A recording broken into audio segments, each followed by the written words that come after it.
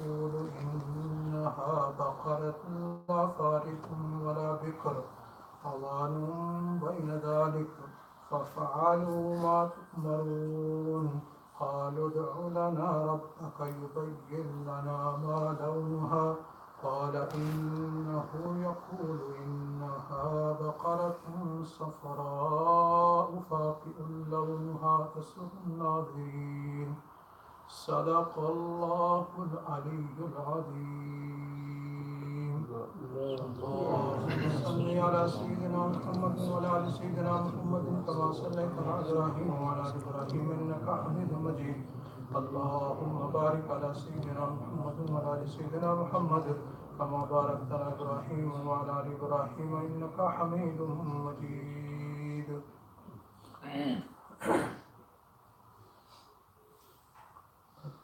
May Allah subhanahu wa ta'ala accept your and my sitting here, and may Allah subhanahu wa ta'ala make this gathering and this sitting means of our maghfirah, forgiveness. And may Allah subhanahu wa ta'ala give me and you the tawfiq that we attach ourselves and connect ourselves with the book, with the words of Allah subhanahu wa ta'ala, with the Quran, by reciting it and by sitting in such gatherings in which the verses of Quran are explained. A man from among the Bani Israel,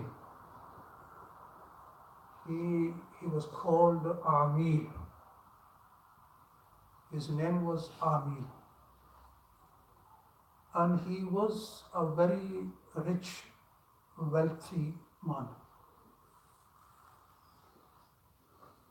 And he had no one to inherit his wealth after his death except his one cousin brother.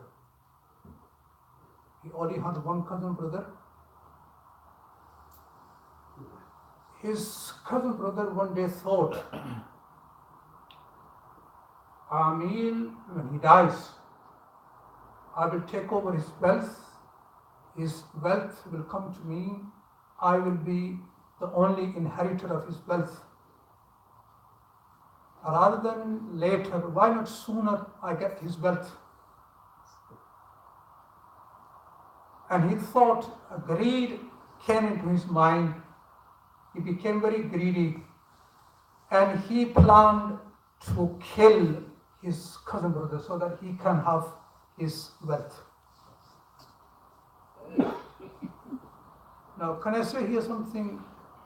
Greed is something that destroyed Banu Israel. It is such a harmful quality that it can destroy one. Our Prophet sallallahu alaihi wasallam in a hadith, he says, "Manhumani la yashba'an." Two greedy people are never satisfied. Who are these two greedy people? Then he explains, the one who is greedy of knowledge, he is never satisfied. When a person becomes addicted of reading, studying the knowledge of religion, then he becomes such an addict that he wants to read and learn more and more. He is never satisfied. So Rasulullah sallallahu alaihi wasallam has classed him as a greedy person, but this greediness will take him to Allah subhanahu wa ta'ala if he is sincere. If he is sincere. Because sincerity is, it's important, and every amal is dependent on our sincerity. Without sincerity, no amal will be accepted by Allah subhanahu wa ta'ala. On the day of judgment, Prophet sallallahu alaihi wasallam, seeing that very alim who used to preach people, who used to call people towards Allah subhanahu wa ta'ala, Allah will say, what did you do with the knowledge? He will say, I preached the people, I called people towards your tawheed and oneness. Allah will say, that's very true. You did call people, but not for my sake, but to gain name and fame. So that you become famous, so that people can talk about you, people praise you. So in dunya, people praised you, they talked about you, they said this and that about you. Now, O angels, throw him into hellfire. So Prophet ﷺ said, the one who is greedy for the knowledge, he is never satisfied. He wants to learn more and more. And this greediness for knowledge, if he is sincere, will take him to Allah subhanahu wa ta'ala, and it will bring him very close to Allah subhanahu wa ta'ala. And the second greedy person is the one who is greedy for dunya. But unfortunately, this greediness, when a person becomes greedy for dunya, and this greediness will take him very far from Allah subhanahu wa ta'ala, and this greediness will drag him into hellfire. Bal'am bin Ba'ura has been mentioned in the Quran, in Surah Al-Araf. And he was from amongst the Banu Israel. And he was a top scholar of his time. And he had the knowledge of the divine books. And they say he knew the Ism Azam, through which whenever he would make a dua, his dua was accepted. But when greed came to him, it destroyed him. When he became greedy, when he fell in love of the wealth, then he ruined his akhirah. And Allah subhanahu wa ta'ala says that he became from among the misled. And how did this happen? When Fir'aun was drowned and his army, and Musa alayhi salatu wasalam and his people, his followers, they were successful, and they crossed the sea. Allah made ways in the sea for them. And then Allah subhanahu wa ta'ala ordered and commanded Musa alayhi salatu wasalam to go and wage war against the Jabbarin, the people of Syria who were tyrants and who were wrongdoers. And Musa alayhi salatu wasalam was told to fight against these people. And they knew that Musa alayhi salatu wasalam, he is coming and he will invade our country and we can never win him. So they approached Bal'am bin Ba'ura and they said to him, look, Musa and his army is heading towards us. We are begging you that you make a dua against them. He said, how can I make a dua? He is a prophet of Allah subhanahu wa ta'ala. I cannot make a dua against him. They said, they insisted him. He said, okay, I will do istikhara. Istikhara means to seek consent from Allah subhanahu wa ta'ala. There is salat istikhara, which is preferable, mustahab. When you want to do some worldly task, say if you want to do something you don't know, if you want to open a shop in one area and you don't know whether it's good, you first consult with some people, the businessman, and also you do istikhara. So he said, okay, I'll do istikhara. And in the istikhara, he was told, don't do this. You will ruin your akhirah. So he told them, he said, look, I can't do this. They insisted. And then they thought of something. They said, how can we convince him? And eventually they brought some money and they offered him some wealth. And they said, we will give you wealth.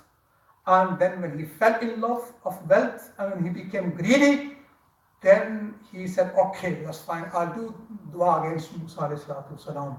And when he began to do dua against Musa alayhi salatu wasalam, what happened? He was supposed to do dua against Musa alayhi salatu wasalam, but what he was saying, he was making dua for his own people. The people who requested him, he was making dua, and he was making dua against them. They said, what are you doing?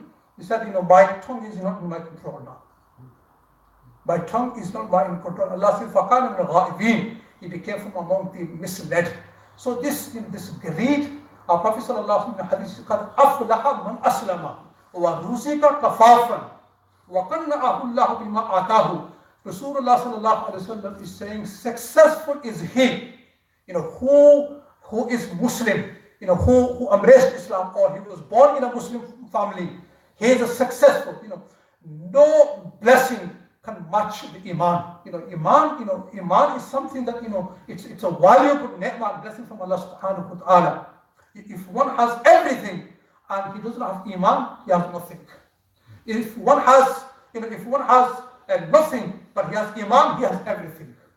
So Rasulullah sallallahu alaihi wasallam is saying that if one is Muslim and he has been given a sufficient rozi, sufficient livelihood, and وَقَنَّعَهُ اللَّهُ بِمَا آتَاهُ, and he is satisfied with what he has. Whatever he has, the wealth he has, he is satisfied, he is happy with it.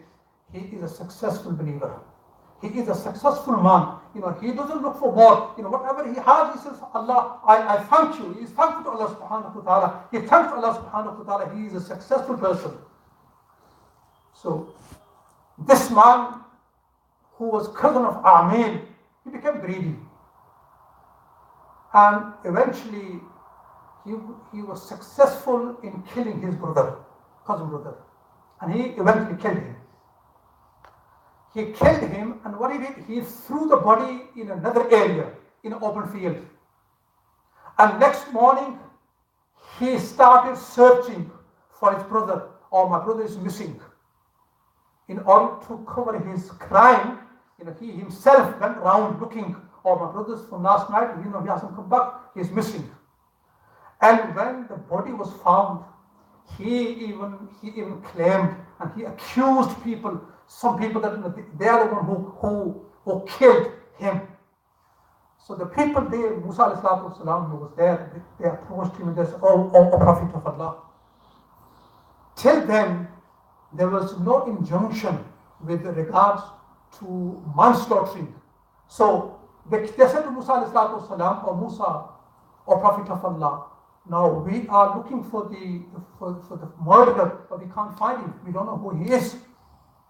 So Musa alayhi salatu wasalam, because he was a Prophet of Allah, so he made dua to Allah subhanahu wa ta'ala. So what's happening here? Who is the killer? So then Musa alayhi salatu wasalam, through the revelation, Musa alayhi salatu wasalam was told that tell Bani Israel to slaughter a cow. Tell Bani Israel to slaughter a cow, and then just a flesh of this slaughtered cow should be touched with the body of the murdered person, and he will come back to life, and then he will say who is the killer. But the Banu Israel was so unthankful to Allah subhanahu wa ta'ala, they started raising questions and raising doubts, and began to mock at Musa alayhi salatu wasalam. And eventually even they said to Musa alayhi salatu wasalam, when he said, Inna Allah ya'murukum an tadhbahu baqara, indeed Allah is commanding you to slaughter a cow. They said, Atattakhizuna huzwa, are you making fun of us? They said to Musa alayhi salatu wasalam, how can one think about a prophet that he's making fun? Keep one thing in your mind, making fun of others, making jokes at others, mocking at others, it is not a way of prophets or the believers. It is not an attitude of a believer or a prophet of Allah. It is the attitude of the non-believers.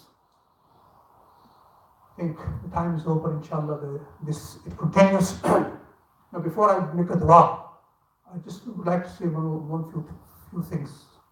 Just today in the morning, somebody sent me this message. He forwarded this to me. And even in the month of Ramadan, this message came to me. It was in my mind that in the last Jummah of Ramadan, I'm going to highlight this, I'm going to explain this, what this somebody sent me. Somebody sent me this this hadith in which it says that the Prophet ﷺ said, whosoever offers 4 rakats on the last Friday of Ramadan, with one salam. With one salam, 4 rakats of nafal with one salam. And after, in the 4th rakat, in every rakat after Surah Fatiha, one should read 7 times Ayat al-Kursi and 15 times Surah al-Kawthar, Inna A'tainaka al-Kawthar. By doing this, all the prayers he has missed, he will make up by doing these 4 rakats. All the prayers, even if he had missed 700 years prayers, they will be made up, and then he doesn't have to make up those prayers by doing these 4 rakats. All those missed prayers of years and years will be made up, and then he doesn't have to do qada after. And they say this is a hadith of Prophet sallallahu alaihi wasallam. Just keep this in your mind. This is not a hadith. This is a fabricated hadith. Ulamas for years and years have been writing books of the fiqh, explaining how to offer the prayer, and they especially bring a chapter, Qada al-Fawaid, the chapter of the missing prayers, the prayers you have missed, how to make up those prayers. So now here, what you need to understand, here comes the alim, the scholars. When you receive such message, don't forward straight away to your friends. Always check with the scholar, ask the scholar, I have received this message, is it correct? MashaAllah, there are some brothers, whenever they receive such message, they send message, they say, ask Moulana Saheb, what do you think about this? Is this a hadith, or is it just made up by someone? So just keep this in your mind. This hadith which is going around, people are sending forwarding one another, it's not a hadith, it's just a fabricated, made up hadith by somebody. So it's not a hadith, just keep this in your mind. May Allah subhanahu wa ta'ala accept our sitting here. Allahumma salli ala Sayyidina wa Moulana Muhammad wa ala alihi wa sahbihi wa barik wa sallim.